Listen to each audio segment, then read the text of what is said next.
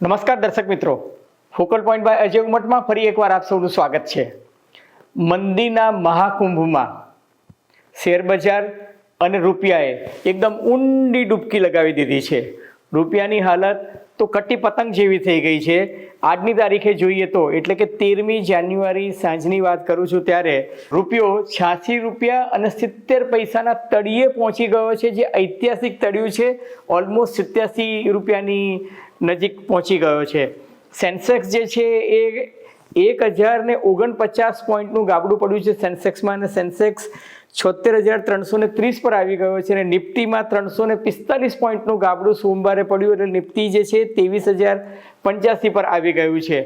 Share બજારમાં રોકાણકારોને રાતા પાણીએ રોવાનો વારો આવ્યો છે. આ દેશમાં 20 કરોડ જેટલા નાના મોટા રોકાણકારો છે, અને ગયા સપ્ટેમ્બરથી માંડીને 13મી જાન્યુઆરી સુધીનું વાત કરું તો માર્કેટ કેપ 478 લાખ કરોડ હતું.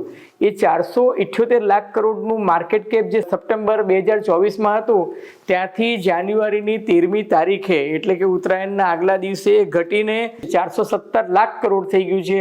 એનો અર્થ એ કે રોકાણકારોના 61 લાખ કરોડ રૂપિયા છેલ્લા 5 મહિનામાં જે છે એ ડૂબી ગયા છે.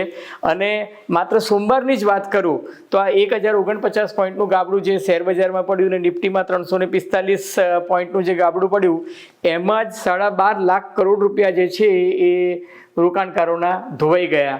તમને જો યાદ હોય તો લોકસભાની ચૂંટણીના પરિણામો આવ્યા તે દિવસે માર્કેટમાં 32 લાખ કરોડ રૂપિયાનું ધોવાણ થયું હતું. એ 32 લાખ કરોડ રૂપિયાનું જે ધોવાણ થયું એ પછી માર્કેટ રિકવર થયું, કારણ કે તે દિવસે પરિણામો આવ્યા ત્યારે 400 પારની જગ્યાએ 240 પર ભારતીય જનતા પાર્ટી અટકી ગઈ, એટલે માર્કેટને બહુ મોટો આંચકો લાગ્યો હતો.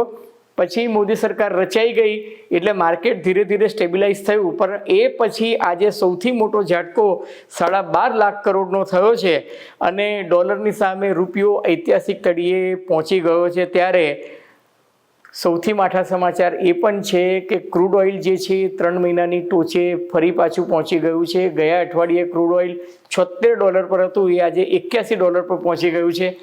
આ તમામ પરિપ્રેક્ષણની સામે બજેટ આવી રહ્યું છે, એટલે ભારતીય અર્થતંત્રની માઠી કેવી થવાની છે અથવા તો આવનારા દિવસોમાં શું પરિસ્થિતિ હશે, એ તમામ મુદ્દાની ચર્ચા આજે આપણે કરીશું ફોકલ પોઈન્ટ બાય અજય ઉમટમાં. પરંતુ એ પહેલાં મારી આપ સૌને નમ્ર વિનંતી છે કે જો તમને ફોકલ પોઈન્ટ બાય અજય ઉમટનો આ એપિસોડ ગમે તો મહેરબાની કરીને એને લાઇક કરજો, શેર કરજો, સબસ્ક્રાઈબ કરજો, અને હા, પેલું બેલ આઇકોન બટન દબાવવાનું ભૂલતા નહીં, અને વિનામૂલ્યે સબસ્ક્રિપ્શન લેવાનું ભૂલતા નહીં, જેથી તમને અમારા નવા એપિસોડના નોટિફિકેશન સમયસર મળતા રહે. તો ધન્યવાદ.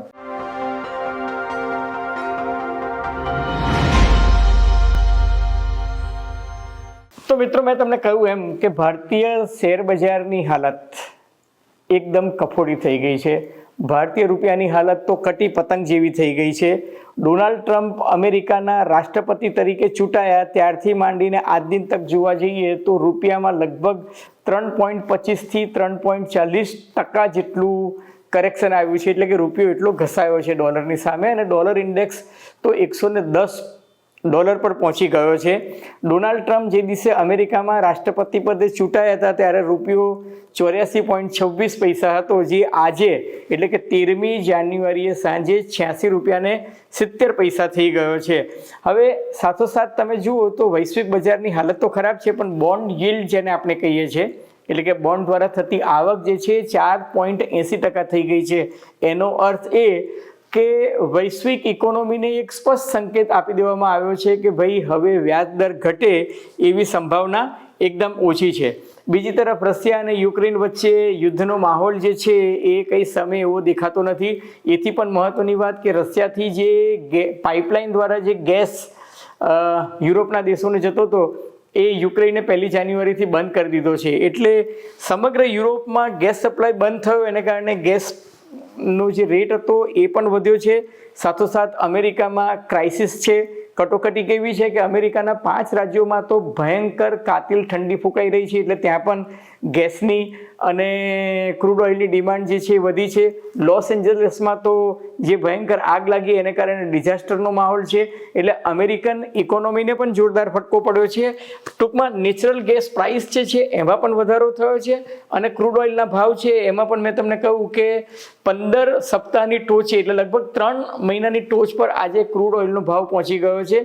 ગત સપ્તાહે માત્ર $76 હતો. અને જો ક્રૂડ ઓઇલનો ભાવ વધે તો ટ્રાન્સપોર્ટેશનનો ભાવ વધશે, એરલાઇન્સના ભાવ વધશે, એ બધું તો વધશે જ, પરંતુ આ દેશમાં એક આયાતી ફુગાવો વધશે. હવે એ આયાતી ફુગાવો વધે એને કારણે આપણે જે અપેક્ષા રાખતા હતા કે ભાઈ ખાદ્યાન્ન ફુગાવો થોડો ઘટે તો થોડો ફુગાવો જે છે એ કાબૂમાં આવશે, પરંતુ હવે એ આશા પણ ઠગારી નીવડી છે. અને બીજું કે ભારતીય અર્થતંત્રની હાલત જે છે ને, જાણે સાવ માઠી બેઠી હોય ને તેમ.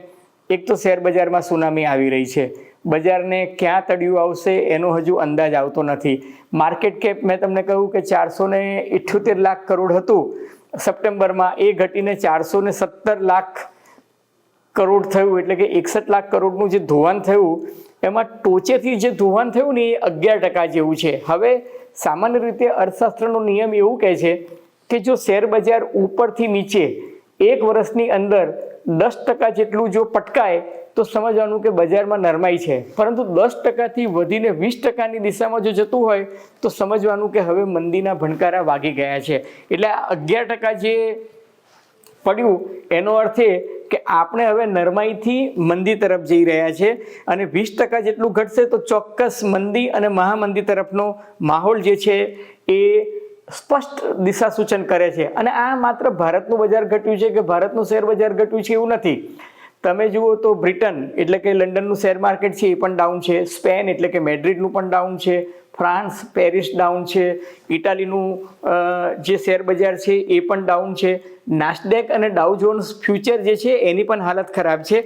એનો અર્થ એ કે વૈશ્વિક અર્થતંત્ર પર પણ મંદીનો ઓછાયો જે છે એ વર્તાઈ રહ્યું છે. એટલે માત્ર ભારતમાં રૂપિયો ઘસાઈ રહ્યો છે એવું નથી, યુઆન પણ ઘસાયો છે, યેન પણ ઘસાયો છે, યુરો પણ ઘસાઈ રહ્યો છે, અને પાઉન્ડ પણ ઘસાઈ રહ્યો છે. ટ્રેજેડી એ છે કે અમેરિકામાં 20મી જાન્યુઆરીએ ડોનાલ્ડ ટ્રમ્પ સત્તાના સૂત્રો સંભાળશે એ સાથે જ મિનિમમ માની લો કે એ બીજું કાંઈ ગાંઠ પણ ના કરે તો પણ સરેરાશ 10% ટેરિફ પણ વધે તો જે વસ્તુ તમે ₹1 વેચતા હતા એ ₹1.10 થાય. ટૂંકમાં 10% પણ જો ટેરિફ સરેરાશ વધે તો ડોલરની ડિમાન્ડ જે છે એ 10% વધવાની જ છે. હવે ડોલરની ડિમાન્ડ 10% વધવાની હોય તો આપણો રૂપિયો જે છે એ દેખીતી રીતે વધારે ઘસાશે. અને બીજું કે મેં તમને કહ્યું કે વ્યાજદર ઘટવાની સંભાવના જે છે એ કોઈ દેખાતી નથી, અને એને કારણે જ તમે જુઓ કે ભારતીય શેર બજારના જે ઇમ્પોર્ટન્ટ પેરામીટર છે, એક રૂપિયો ઘટી રહ્યો છે, શેર બજાર ડાઉન જઈ રહ્યું છે, ક્રૂડ ઓઇલ જે છે એના ભાવ વધી રહ્યા છે, સામે છેડે બજેટ આવી રહ્યું છે, અને બજેટમાં એકદમ ભરેલા નાળિયેર જેવી સ્થિતિ છે. બજેટમાં શું થશે? બજેટમાં ટેક્સમાં રાહત થશે? કોઈ સંકેત સ્પષ્ટ નથી. અલબત્ત ફિક્કી છે, એસોચેમ છે, સીઆઈએ છે, ચેમ્બર ઓફ કોમર્સ છે, બધા જ માંગણી કરી રહ્યા છે કે ભાઈ આ વખતે મંદીનો માહોલ છે, મધ્યમ વર્ગને બેવડો માર પડ્યો છે, એટલે મહેરબાની કરીને ટેક્સમાં રાહત આપો. હવે ટેક્સમાં રાહતની જાહેરાત કરી દેશે તો પણ એનું અમલીકરણ કંઈ તાત્કાલિક તો થવાનું નથી, 1 વર્ષ પછી એ થવાનું છે. એટલે જૂન મહિનામાં જે ચૂંટણી ગઈ અને એના જે પરિણામો આવ્યા એ પરિણામ પછી અત્યારે શેર બજાર જે રીતના તળિયે આવી ગયું છે એમાં ઇન્ફોર્મેશન ટેકનોલોજી એટલે કે આઈટી ક્ષેત્ર અને ફાર્માસ્યુટિકલ કંપનીના શેર્સ જે છે એમાં થોડી ઘણી તમને રાહત જોવા મળે છે. પરંતુ એને બાદ કરતાં તમે બાકીના સેગમેન્ટ જુઓ તો ઓટોમોબાઈલ હોય કે પેટ્રોલિયમ હોય કે ટેલિકોમ સેક્ટર હોય કે મેટલ માર્કેટ હોય કે રિયલ એસ્ટેટ હોય કે પાવર હોય કે કન્ઝ્યુમર ડ્યુરેબલ્સ હોય કે કેપિટલ ગુડ્સ હોય કે એફએમસીજી, આ તમામ ક્ષેત્રના જે શેર બજાર જે છે એમાં ભાવ જે છે એની સ્ક્રિપ્ટના ભાવ જે છે એ ઘટી રહ્યા છે. એથી પણ વધારે મહત્વની વાત એ છે કે સૌથી વધુ ધોવાણ છે ને એ સ્મોલ કેપ અને મિડ કેપમાં થઈ રહ્યું છે. સ્મોલ કેપ અને મિડ કેપમાં લગભગ 16 થી 17% જેટલું ધોવાણ થયું છે. અને સેન્સેક્સ મેં તમને કહ્યું કે ટોચેથી 11% ડાઉન આવ્યો છે. એનો અર્થ એ કે આપણી ઇકોનોમી જે છે એ સ્લો ડાઉન તો થઈ જ ગઈ છે અને મંદી તરફ જઈ રહી છે. બીજું કે જીએસટીની આવક વધી છે. માની લો કે આ વખતે જ ગયા મહિને જીએસટીની આવક 1.78 લાખ કરોડ થઈ, પણ જીએસટીની આવક વધે છે પણ એ જીએસટી ભરનાર વર્ગ જે છે એ મોટે ભાગે મધ્યમ વર્ગ છે. લોકોની ખરીદ શક્તિ પરિણામે ઘટી રહી છે. બેરોજગારી, મોંઘવારી, ગરીબી ના પ્રાણ પ્રશ્નો જે છે એ તો યથાવત છે. અને સૌથી મોટી ટ્રેજેડી એ છે કે દુકાળમાં અધિક માસ જેવી હાલત એ થઈ છે કે કોર્પોરેટ અર્નિંગ કે જે બંને ક્વાર્ટરમાં, ગયા ક્વાર્ટરમાં અને આ ક્વાર્ટરમાં લાગલગાટ ઘટ્યા છે. એટલે કોર્પોરેટ અર્નિંગ ઘટી છે, એને કારણે તમે જુઓ કે સરકારની ટેક્સની આવક જે છે એમાં પણ આ વર્ષે ઘટાડો જોવા મળશે છે, કારણ કે સતત બીજા ક્વાર્ટરમાં કોર્પોરેટ અર્નિંગ જે છે એ ઘટ્યું છે. હવે માર્કેટમાં સુધારા આવે એવી કોઈ સંભાવના દેખાતી નથી. તળિયું ક્યાં આવશે એના વિશે અલગ અલગ એક્સપર્ટ જે છે એ અલગ અલગ વાતો કહે છે. કોઈ કહે છે કે નિફ્ટી જે છે એ 23,000થી ઘટીને 22,680 પર કદાચ બોટમ બનાવે. સેન્સેક્સ જે છે એ 76,300 સુધી કદાચ બોટમ બનાવે અને 78,150નો સપોર્ટ મળે કે ના મળે, આ બધું જુઓ ને તોની વાત છે. હકીકત એ છે કે જે નક્કર વાસ્તવિકતા તમે જુઓ તો છેલ્લા 10 દિવસમાં ફોરેન ઇન્વેસ્ટર્સ જે હતા એ લોકોએ ભારતીય શેર બજારમાંથી 21,350 કરોડનો માલ જે છે એ ડમ્પ કરી અને એ લોકો વેચવાલી કરીને જતા રહ્યા છે. એ લોકોને લાગે છે કે ભારતના શેર બજારમાં વેલ્યુએશન હાઈ છે અને અર્નિંગ એટલે કે મળતર જે છે એ ઓછું છે. બીજું કે ગ્લોબલ માર્કેટમાં મેં તમને અગાઉ કહું તેમ નબળાઈ તો દેખાઈ જ રહી છે. એશિયાઈ અને યુરોપિયન માર્કેટમાં પણ કંઈ ખાસ લેવાલ નથી. અને ઇમર્જિંગ માર્કેટ જે છે એમાં જેમ ભારતમાં રૂપિયો ઘસાઈ રહ્યો છે એમ ઇમર્જિંગ માર્કેટમાં પણ ડોલર જે છે એ મજબૂત થઈ રહ્યો છે. ટૂંકમાં કુલ મિલા કે જો તમે આખી ચર્ચાનું સમઅપ કરીએ તો એક ફોરેન ઇન્વેસ્ટર જે છે એ ભારતીય બજારમાંથી ઉછાળા ભરી રહ્યા છે.